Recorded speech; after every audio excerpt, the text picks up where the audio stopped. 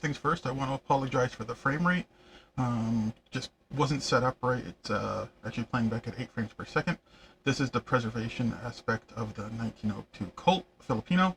The part has been completely disassembled. The basket for actually dropping into an ultrasonic cleaner just off screen to the top left.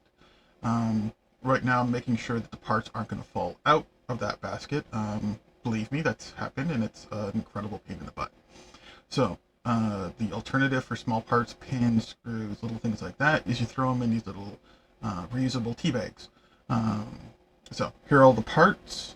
After they've been boiled, just hot water, 2 hours, make sure it stays covered.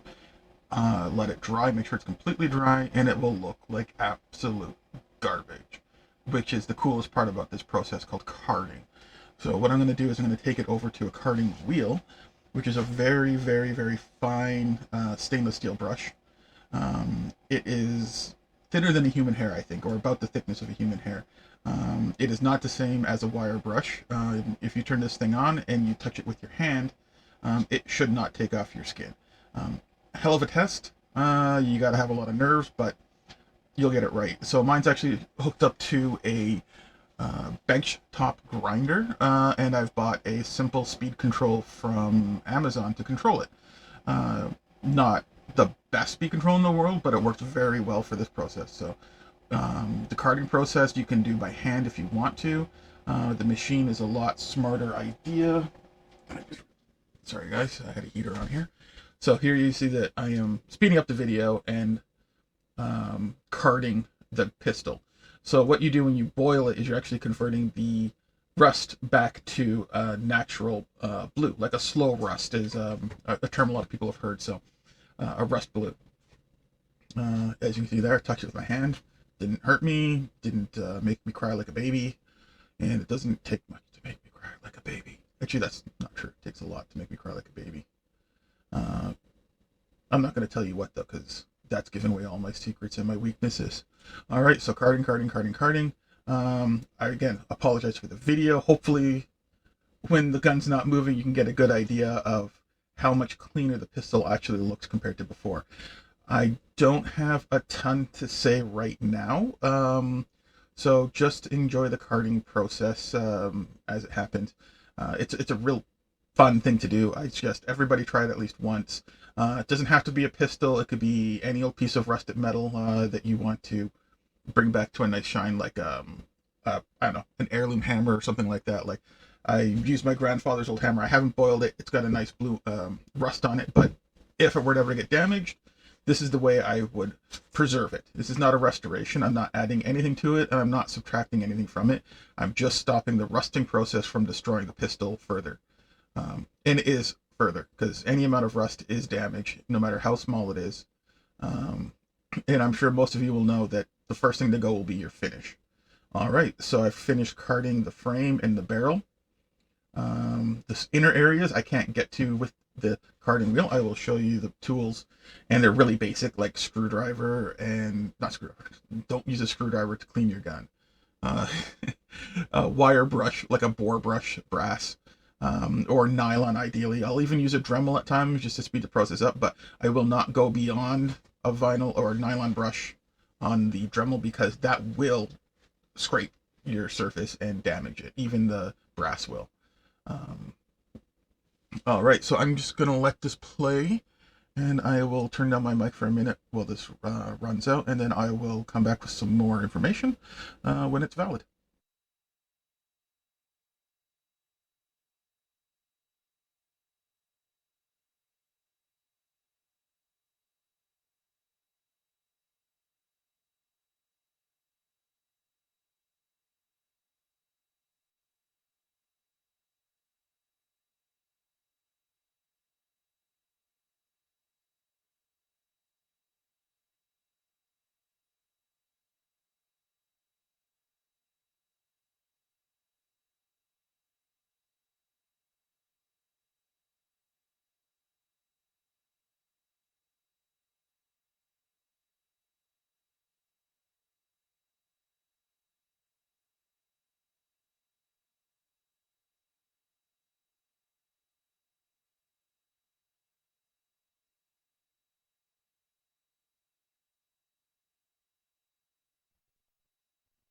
All right, you'll notice there that the work area got a bit messy. I had a part fly away from me, and in the process of finding it, I piled a bunch of stuff on top of my gun, and I forgot to take it off. So, oh, there it goes. Parts are starting to disappear.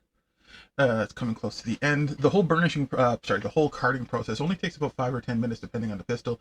Obviously, a rifle will take a bit longer, but that's really where it pays off having a carding wheel on something like a rifle, because you do not want to do all this with a toothbrush.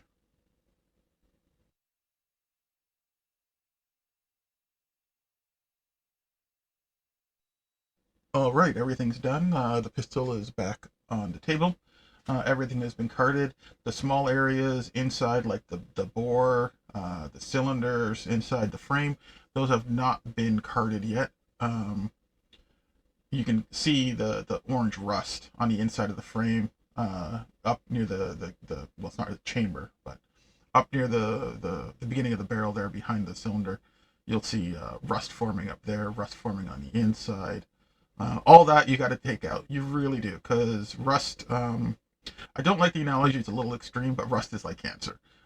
Even if you leave a small little bit behind, it will multiply and grow, and eventually, again, you'll be right back to ground zero or worse, because every single time you have rust developing on a part, you're actually removing part of the iron or steel. Uh, I don't know what this is, to tell you the truth. It's a 1902. It's a weird combination of steel and iron, I suppose. All right, so just carding the parts here with a brass brush. Brass brush is fine. They don't spin at a 10,000 RPM like a Dremel does, so go ahead and use your brass brushes. Light amount of pressure, it doesn't take much. You could even do this with a nylon brush. If I had a nylon bore brush, I probably would be using that, but I haven't gotten a set yet because there's a million other things to do. All right, cleaning out the barrel there. Wait till you see me get to the cylinders and how much rust comes out of there. I should probably boil the cylinder one more time, but um, you'll see in a second. It's kind of crazy.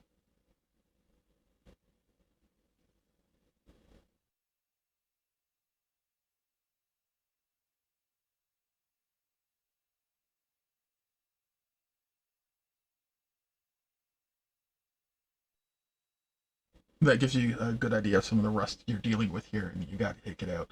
I will drop in a board close up after the cleaning point, so you get an idea. It's still pretty rough, but it is shootable. I don't recommend. Well, I wouldn't say I don't recommend. Just be careful when you shoot these kind of um, old west pistols, because 1902 Colt 45 long Colt. Um, and yes, I know the whole nomenclature is blah blah blah blah blah. But anyways, uh, you don't want to use a full load in something like this, because it will damage the gun. Probably won't blow up and kill you, but you're gonna start hammering, cartridges back into the recoil plate. You're gonna start stretching out the top strap of the gun. You're gonna do things that cause damage. You're putting in a lot of extra force, a lot of extra force. You're talking the difference between like 6,000 psi for a black powder and something like 50,000 psi for smokeless. I could be wrong about those numbers. Don't quote me on them, or do if I'm right. I don't know, but don't complain if I'm wrong, or let me know. I don't mind knowing. Just civil, civil. And if you're not 100% sure, don't act like you are, because nobody likes to know it all. And believe me, I know everything. All right, so you can see now I'm using the vinyl brush. It's a little stubby, not vinyl, sorry, nylon brush. It's a little stubby brush. It's getting into the little areas. It's spinning around. It's doing its job. And again, doing this by hand, like with a brush, you can do it. It just everything's about time. Uh, but I like to, save time, be efficient. I feel there's less likely to make a mistake if you can use a drum with a brush, but make sure again you don't touch the gun with the chuck or anything like that, or you will damage it. And I've done that. Everyone's done that. Hopefully, you're just doing a part where it's not noticeable, like inside the frame grip or something like that.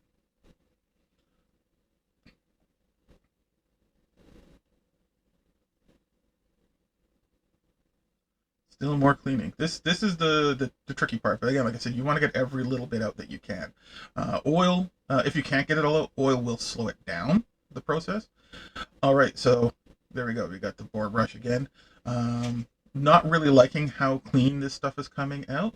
But here's the cylinder that I was talking about earlier that you'll see that there is a um, considerable amount of rust. Most of it is that sugar rust everyone talks about, just sits on the surface. When you do when you do the boiling process, you don't necessarily get rid of all the rust in one go. So you might want to brush it and then boil it again for another hour and then give it a second brush. And that should take care of everything. I don't know when or if I'll get around to it. Probably next time I preserve another gun, I'll throw the cylinder back in. And maybe even the bore. But the bore's got some good rifling. There is minor surface pitting on the inside of the bore. Something that would probably actually get shot out if you were to throw a bullet through there. That would do a lot to smooth things out. Hurts accuracy, but it's a black powder pistol, so accuracy was never part of the game. Um, this here, what I'm doing now is I'm making a mandrel. All I need is some super fine sandpaper, a stick. In this case, I'm just using a large Q-tip for cleaning as my stick.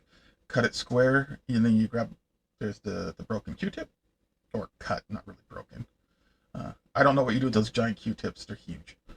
And then a little bit of tape, and what you'll do is you'll tape this piece of very fine sandpaper to that rod, and then you'll insert the rod into your Dremel, and it will very lightly slap around the inside or lap the barrel and getting off a little bit more of the tougher materials. Um, I wouldn't do this to any part that's exposed. This is more trying to bring back some functionality to the barrel itself by removing minor pitting, scaling, things like that. It's a process where you're removing materials, so um, use it cautiously. Don't do it unless there's a reason to do it. And you'll see the bore scope after the cleaning, and you can imagine what it looked like before. I'm sorry I didn't get one before. I couldn't find my bore scope. All right, so uh, how do you kill time while watching me do something? The RPMs don't really matter. You don't want it flying apart, but you also want to make sure you wrap the paper in the direction that the Dremel wants to spin. That's what I was holding the Dremel up there to show the direction of spin. So apply the tape to the stick. This is actually, I don't know how common it is everywhere, but this is a technique you use a lot in jewelry making. Um, on the inside of a ring, for example, it's too smooth and slippery or makes your finger all sweaty. You can do this exact same process on a gold ring, a silver ring, anything, and it will give it kind of a satin finish that will hopefully stick to your finger better and allow sweat and oil to get out. So there's a bonus tip for you.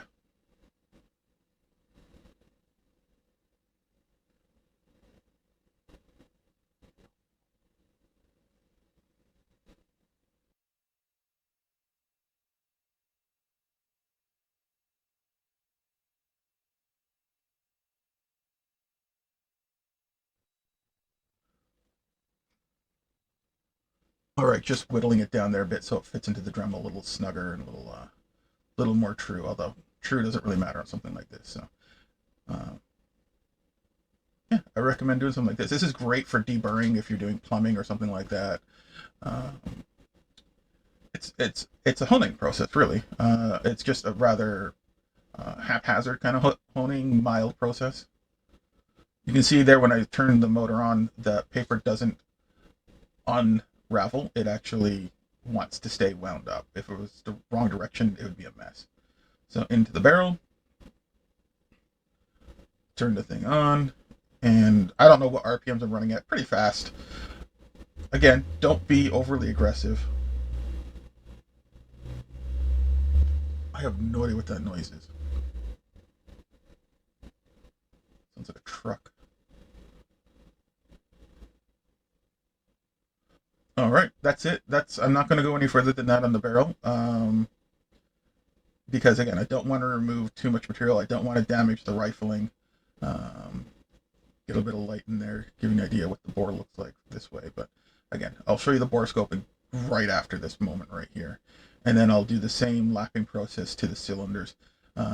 Cylinders I find it's a little more important to do the cylinders. You'll find sometimes you'll get a snug fit on the cartridge, won't eject properly. It's usually pitting or old oil or something like that, that when the shell expands, it just sticks. So a nice little lapping process, your shells will slide in and out a little bit easier. It's yeah, the you don't want to go again. You don't want to go crazy where you have a gap. And if you did that, then I don't know what to say. You're hopeless. I'm gonna turn this mic down because I'm getting some background noise. All right, that's the lapping process and the carding process for preservation of an old pistol. I hope you guys enjoy the video. Please like and subscribe. I need every viewer I can get. Subscribe is more important to me at this point. I don't have any viewers. I'm just getting started. So if you guys like it, please subscribe and have a great day and enjoy your life.